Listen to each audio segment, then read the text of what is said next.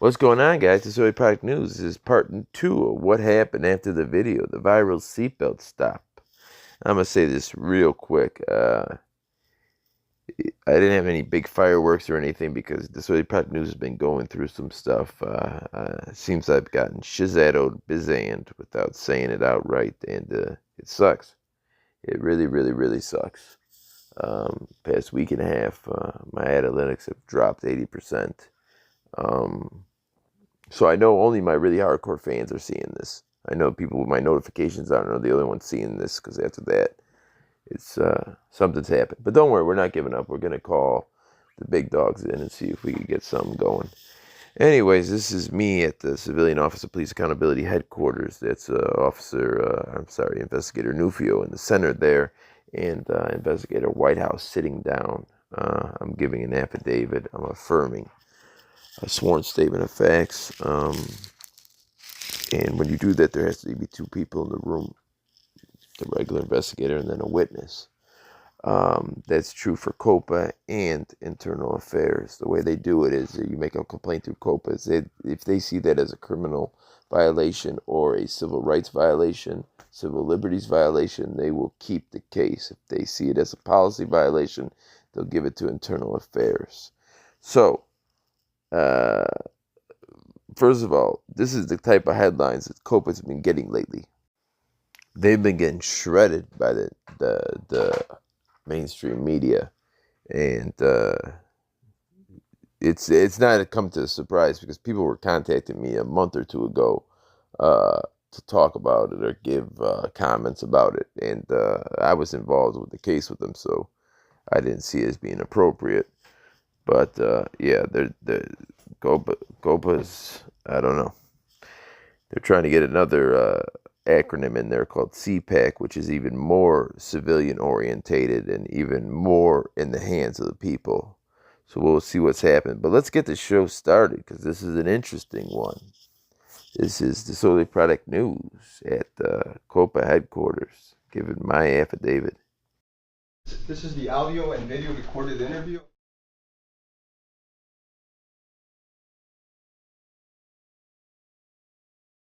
(902). This incident occurred on the 29th of July 2019 at approximately 2:51 p.m.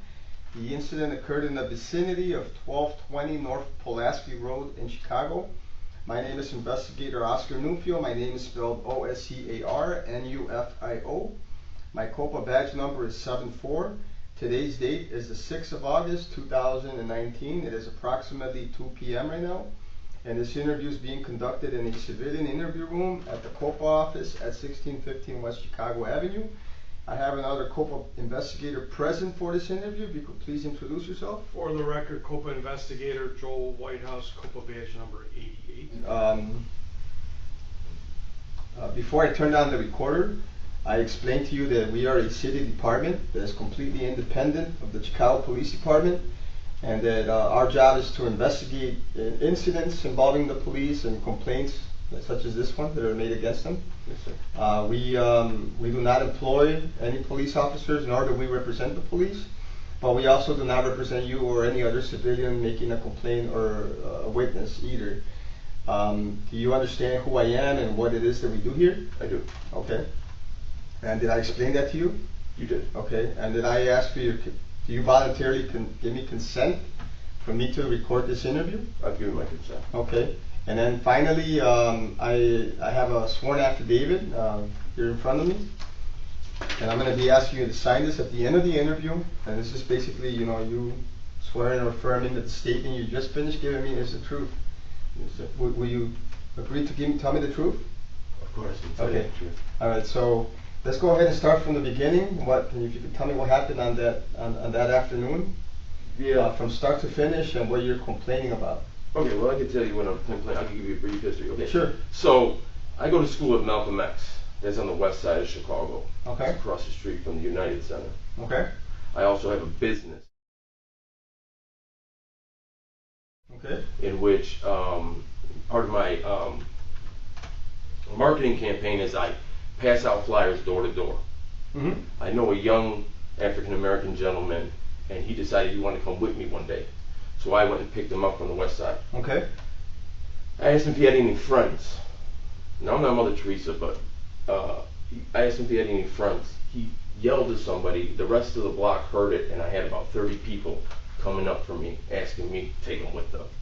Obviously, I only had room for one. Ever since then, I've been going back and picking them up because I could get people in my own neighborhood, but these kids, it means so much more to them. You can see they need a job, right?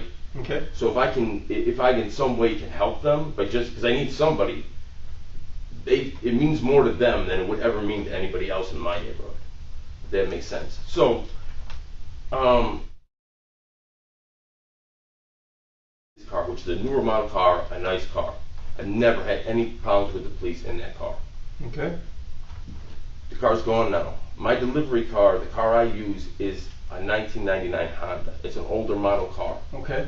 Since I've been using that car, I'm on 6 times that I've been pulled over by narcotics officers traveling through the west side of Chicago. Okay. Never an arrest. This last one is the only one that produced a ticket.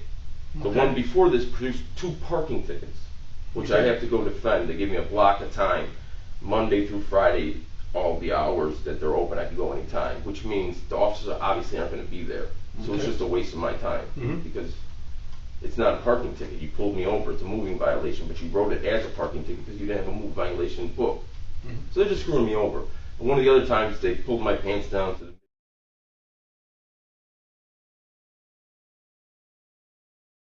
car. So I guess if you were standing on a certain angle, you could see it there, but my buttocks was to the other side of the street. That was on Holman in Chicago. So there has been things in the past which I view as racial profiling, and that incident in itself was just way over the line. Unfortunately, out of the 6, I only have 3 videotaped. Right? Out of those 6 incidents, I only have 3 videotaped. But this past Monday, it was, I believe, the 28th. Whatever the last Monday of July was. I want to say it was the 28th. You put down the 29th? If it's the 29th or 29th. Yeah, let me check the calendar real quick. I can check the calendar too. Alright, so the Monday would have been the 29th. Yeah, so you had 29th. you had it right. Okay. Yeah, so it was the 29th, Yeah. and on the ticket it says 251. I am traveling on Pulaski. I had just probably passed Augusta. Were you by yourself? Or Division, yes. Okay. It's 2:51 in the afternoon. It's heavy traffic. It's just about to be rush hour. I am traveling south on Pulaski. Okay. There was an unmarked SUV with 2 narcotics officers. It had a municipal green plate, so I recognized that that's what it was. And where were they at? They were. As you're traveling south on Pulaski, where As were I'm they at? traveling south on Pulaski, they are at a side street that I pass, Perpendicular to you? perpendicular to me. Okay. As I pass them, I have a small, short to the ground car, and there's traffic going this way. There's traffic going this way. Is there anything unusual about your car, out of the ordinary? No. Tinted windows, anything? No, it's nothing unusual. My car. Anything that would draw the attention of a law enforcement officer? No. Me, the fact that I'm white in black neighborhood is what y'all do. What about the vehicle itself? No, the vehicle's up to par. I mean, you'll see it in the video. Okay. So they pulled behind me, and I kind of, if we're on our 6th time now, Mhm. I know it's never blue and white. It's always narcotics officers, and it's always a minor traffic infraction, right? Okay. Chicago, West Side, in the top or open air drug markets. I know that the narcotics officer not pulling me over for a seatbelt, right? So I get ready and this is the most important part of the story. I have both these phones in my pocket. Mm-hmm. I'm gonna put it in my pocket like I showed you. And I didn't have tight jeans on. Okay, so this number is this phone. Okay. That's my business phone. This is my regular phone. I have both these phones in my pocket. They put on their lights. I pulled over immediately. Once I pulled over, I put my hand in my pocket and I pulled out the first phone. I went to turn it on. I'm getting no signal. I put it right here on the armrest. Then I pull out this phone. Okay, now I'm trying to get it doesn't have a lot of memory, so I'm trying to get the camera on. Mhm. So however my head just moved Mhm. is what they saw behind me. So everything they do is predicated off that movement, Mm-hmm. right? Okay. So then they come to the car. It's Officer Stephen Gregory. I asked he comes in my car, the first question I ask him is, I said, is your body camera on? He goes, why? I said, is your body camera on? He goes, why?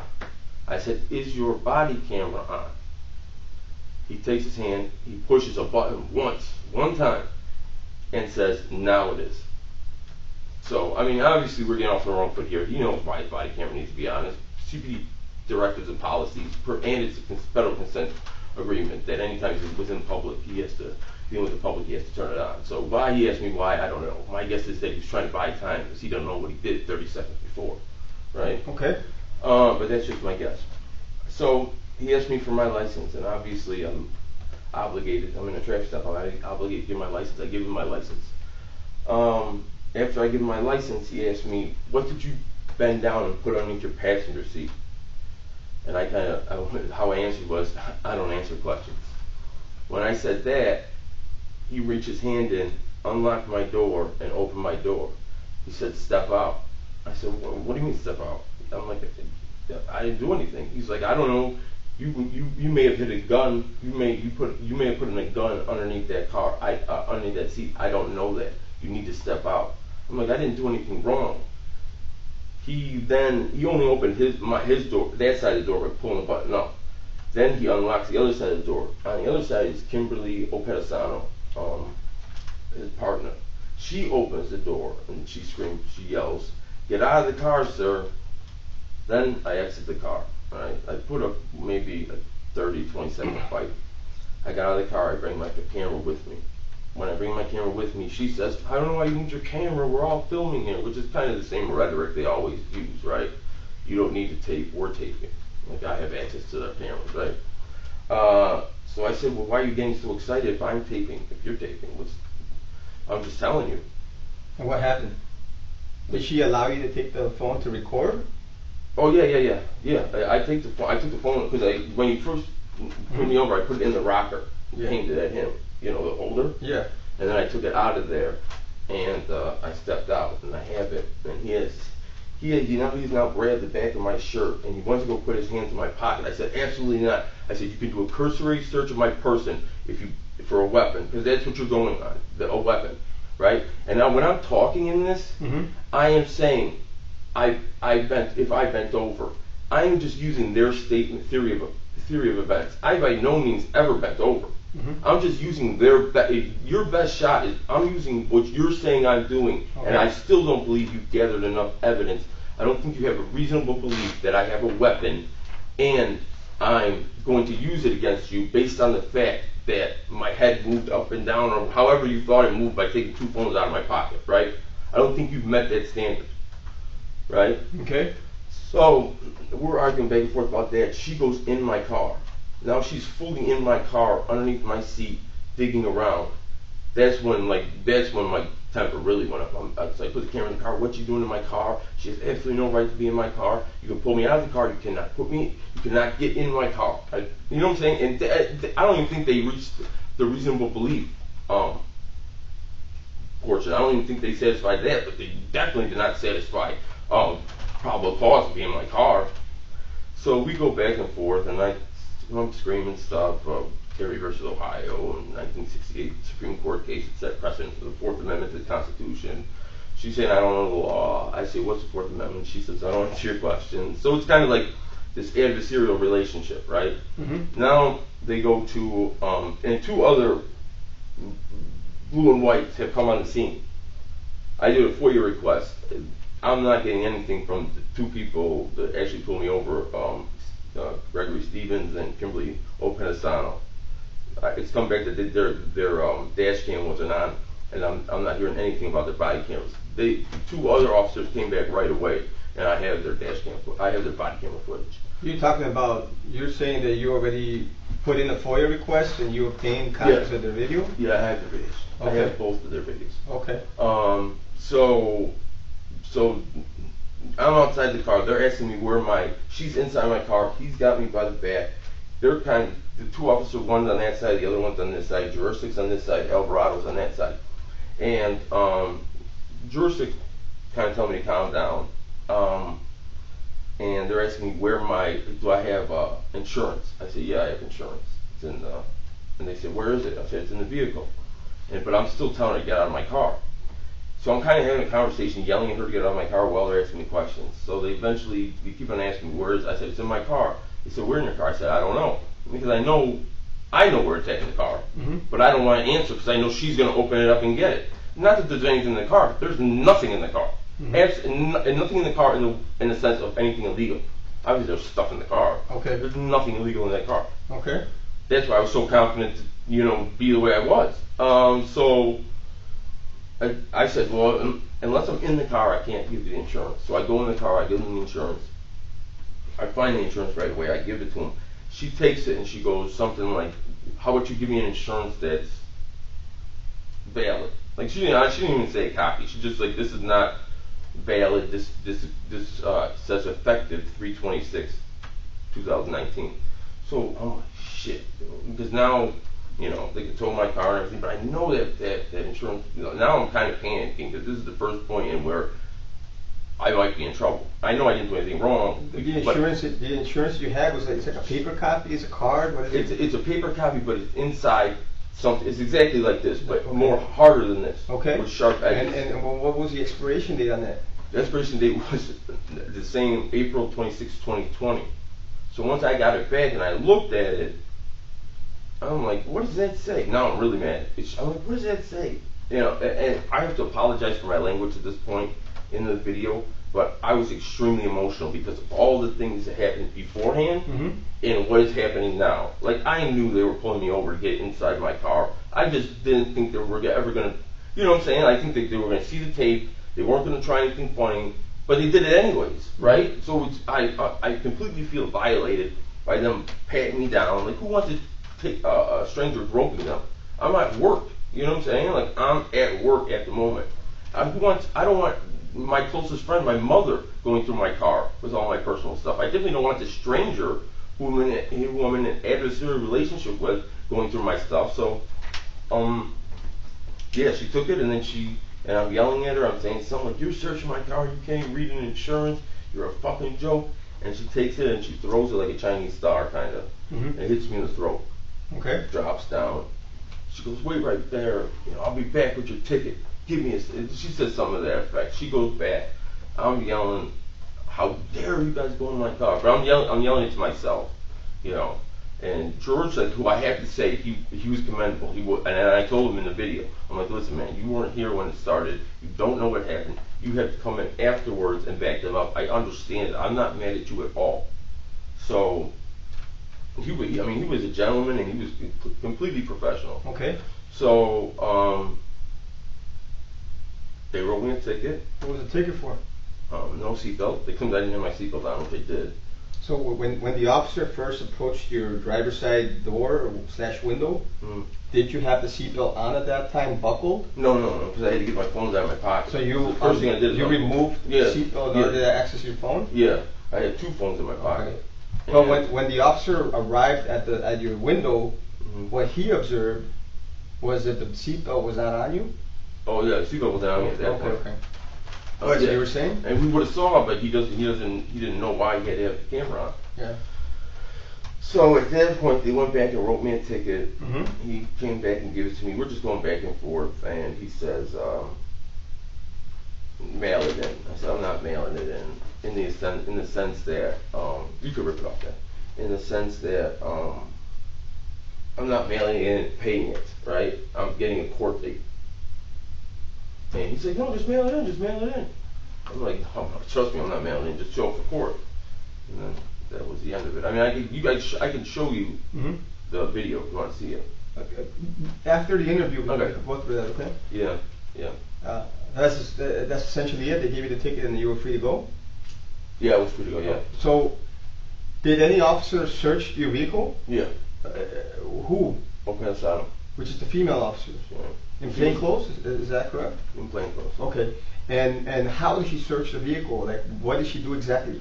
I put the camera down. What did she appear to be doing from your perspective? She was checking underneath the seat. She was looking in the seat. She may have gone in the center console. She went in the dash. the center console in front of it, you know, where you kind of just put your phone and take it back out. Did she open up the glove compartment? I didn't see her open up the glove part, but you gotta understand, I'm outside the vehicle. Where were you exactly when she was searching? I'm up against the car. Against which car? My car, with my hands on the hood. I'm taking out of the passenger side. I'm taking out of. You're in the front of your vehicle? I'm taking out of my driver's side, and I'm put. You're in the trunk? No, I'm on the side. I'm on by my back driver's door. Okay. With my hands on the vehicle. Okay, on top of the vehicle? On top of the vehicle. Okay. And Well, for the record, I don't know if you said this already, what kind of vehicle is this? A Honda? Yeah, Honda. What type of Honda? The model? Honda Accord? Yeah, Honda Accord. Civic? No, Honda Accord. Does it have any tinted windows? 1999 Honda Accord. Okay. I got my hands on top of the vehicle. How long was she in the vehicle for, roughly? How many minutes? 2 minutes. Okay. She got out of it. I said, get out of my vehicle. She said, don't tell me what to do. And she went back in the vehicle. She was in it probably 2 minutes. So you had both hands on top of your car? Yeah. Did they remain there the whole time that she was searching the car? No. When I first noticed she was searching, I wanted to get on tape, so I put my camera down like that and showed her my car searching it. You know. And what was officer, I forgot his name, but the male Gregory, officer? he was. What was he doing while you were? There was a point when he first tried to put his hand in my pocket, and I told him he can only do a cursory search of my person. He says, "No, I'm just doing a pat down." I said, "That is a cursory search." But he did try to put his hand in my pocket in the beginning. So then he just patted me down, and he's holding me against the car. He's got the back of my shirt twisted up like this. Okay. You can see in the body camera footage, and he's holding me like this, and pressing me against the car. And I'm trying to turn around and talk to him, telling him he can't be in my car. And yeah. So he was initially attempting to go inside your pocket of your jeans? No, I didn't have jeans on. What did you? I had camo what were you pants wearing? on. I had camo shorts on. Okay. And a black T-shirt. Okay. But he ever go inside your pockets? I mean, his fingertips might have, no, but no, he didn't get all the way inside there. And so then I after, told him, like, you only do a cursory search. You know what I'm saying? did he pat you down He patted me down. for weapons? Yeah. Okay. But whatever he patted me down for, I don't know. What did you have on you that day? And in your pockets? No, and at that point, probably just That you could recall? nothing. The phones were out of my pockets at that point. Okay. And how many phones? These two, and then this one was inside the center console. Now, through the tape, Yeah. this phone was the first phone I took out. Okay. It wasn't on. I put it on the center console. This phone was the second phone I turned on. This is the one I started videotaping with. Okay. This phone falls underneath the seat. Mm-hmm. So while I'm talking to Alvarado and Jursac, because they don't know what's going on, these guys are maintaining that I was going underneath the seat. My phone, at some point when she's searching my car, or this phone fell underneath my seat.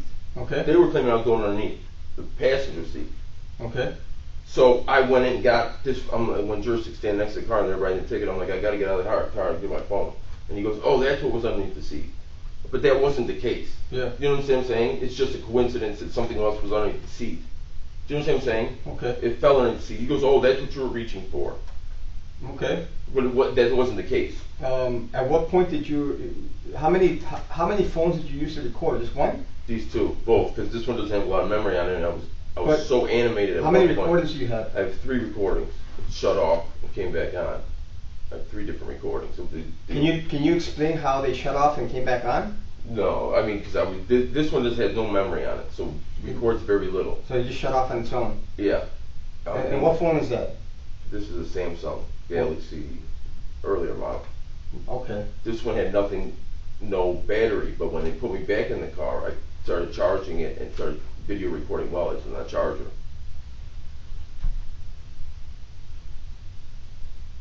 Do you have the recording of the initial stages? Yeah. When you were asking him, do you have your body worn camera on? Like that? No, I don't have that part. No, that's when I was trying to get the phone on, because I can't get my phone on. So the first thought in my head is, I need this documented before anything happens. That's when I ask him, is your body camera on? When he says, why? When did you begin recording? Oh, right. Right after that, you'll see it. I put it in the rocker, and he. What was like? What am I going to see in the very beginning? Him asking me for my ID and me handing your my license? ID. Yeah, my license. And you cooperating with giving him your license? Yeah. Okay. And And then, when does your recording stop? The first recording stops when my hands are on the hood and I'm arguing with her about being in my car. Okay. And picks up again when she's reading, when I'm back, they're back in the car and she's reading my insurance card. Okay. I mean, and one really important thing to mention here is when you watch the video, and because it's all predicated on the fact that these officers think I have a weapon and I'm going to use it against them, right? That's how they got in my car. Is that what they told you? Yeah. And who told you that? Gregory. Okay. What No. do you recall what he said exactly? He said, what did you lean over and put underneath your passenger seat? I said, I was getting my phone out of my pocket. He goes, I don't know that. You could have a gun underneath there. Yeah. Is what he said. Now, that's what he's saying. Now, is that what you just said right now? Did he say that after he turned on the recorder? Because you said that not. He said, Oh yeah. He pressed the button once. Yeah. And from my understanding of those recorders, pressing it once will put it in buffering mode, which is no audio. Pressing it twice will put it in event mode, where it's audio and video. Okay. It's a Vox 2, I think they have. Okay. But the important thing is this: he's predicating because of however my head moved, when I was taking my phone out of my pocket, that he thinks I have a gun underneath the passenger seat. Mm-hmm. That's what he's saying. Yeah. But his body language is not that at all. If an officer that comes up to a car, I can just show you. If this is my front seat, if they come to the car and they think the person has a gun on them and they're going to use it against them, they stay behind them with their hand on the gun.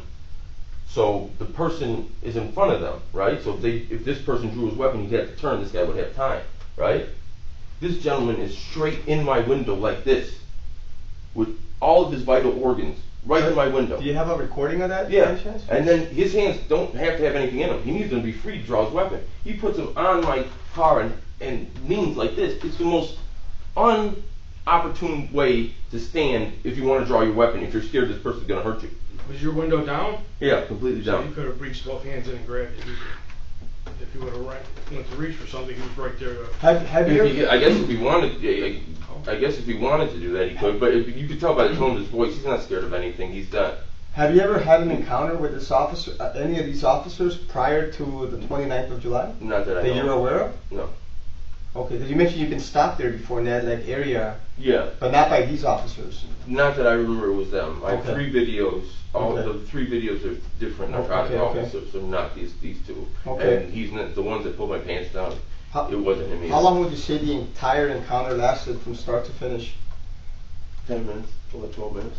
Okay. And all right, so let's go back to Gregory. Is that the officer? The first officer? Yeah, Gregory's the male officer. That's the last name, Gregory, or first name? No, his first name's Stephen, last name's Gregory. Okay. How did you get these names?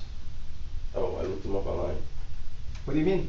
There's a thing where you can look up online. I think it's on Script. It's so Oppedisano ranks in the 83rd percentile for complaints against her, the 93rd percentile for uses of force in the whole department. Right? There's a. What website are you talking about? I don't know. You had to look it. I had to take my time to look it up. But yeah, they You have don't all know the the name of the website, right? They have all their names and badge numbers, and then their stats.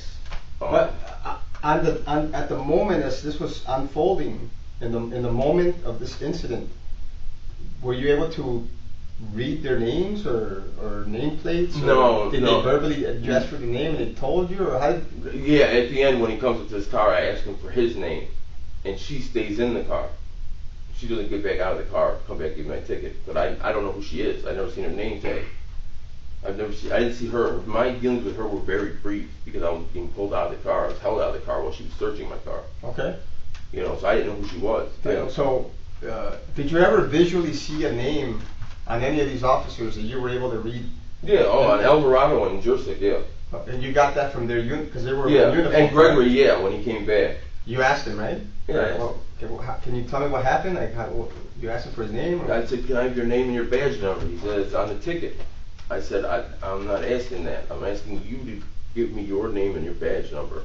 He said, it's on the ticket. It's all on there. All the information's on there. I'm like, I'm asking you to recite it to me right now. Right. And after a little bit, he did recite. I said, what's your partner's name and badge number?